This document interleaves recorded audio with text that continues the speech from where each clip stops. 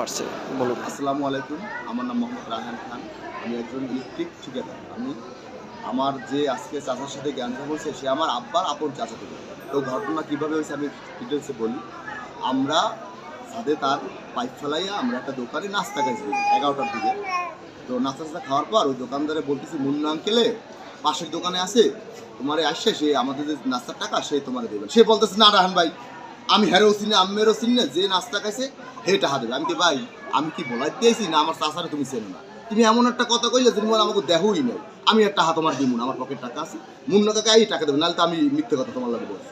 এইটা ঠিক করা না, আমি বললিয়া চলে গেছি, যাই ছাদে উঠছি ছাদে উঠবো। তখন তার আমার মুন্না আঙ্কেলে মেয়ে নিয়ে রাস্তা দিয়ে বেরোতে। আমি কি, মুন্না আঙ্কেল তোমার কাছে কি এটা টাকা পায়, নুর আলম ভাই কি টাকা পায়? না, আমি তো আমাদেরও তো পাই না, তাহলে তোমার নামে বাকি মানে আমি যেই বলছি যে তুমি টাকা দেবা, তাহলে সে দিল না কেন? এখন তো সেটা তো আমি জানি না, আমি জিজ্ঞামন। সে চলে গেছে, আমি ছাদে উঠে গেছি। ছাদে ওঠার পরে সে দোকানদারে কি জিজ্ঞাসা করছে আমি জানি না। সে আসছে ছাদে আমার কাছে, তুই এটা খান কিনবো, তুই মানুষের জাত, তোর হোগার মধ্যে টাকা হয়ে গেছে, হুন্ডা হয়ে গেছে হোগায়, হ্যাঁ তুই সবাই লাগে বাদ। আমি কানকে, এটা কেমন ধরনের কথা?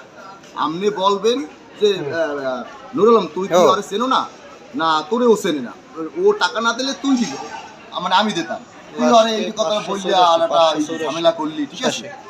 এগুলো আপনি বলবেন, আপনি এই আমার শাসা, ঠিক আছে? তা আমি একটা সরকারি চাকরি করি, আপনি আমার যতটা হালকা ভাবছেন আঙ্কেল, আমি কিন্তু অতটা হালকা না। আমার বাবা গভর্নমেন্ট জব করতে, আমিও করি, ঠিক আছে? আমি আপনার চেয়ে ইন্টেলিজেন্ট কম হবো, কম মানে বেশি হবে ইনশাল্লাহ, কম না।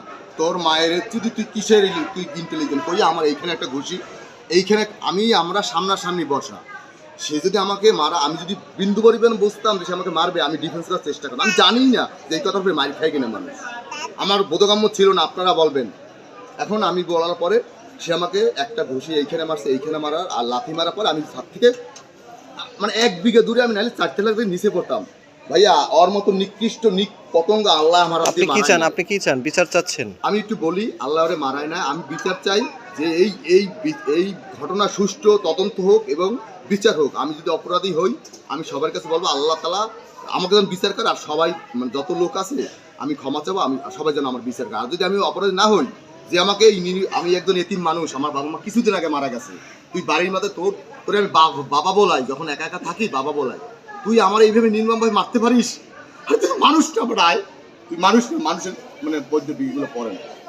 আমার সে বললি সে আমাকে ডিফেন্স, তুমি মাদকের দিকতে, আমি আজকে বললাম অনেস্টলি, আমি ড্রপ করবো, সেও ড্রপ করবে। তার যদি অ্যালকোহল ভিতরে থাকে তাহলে আমারও মানে আমার সমস্যা নেই।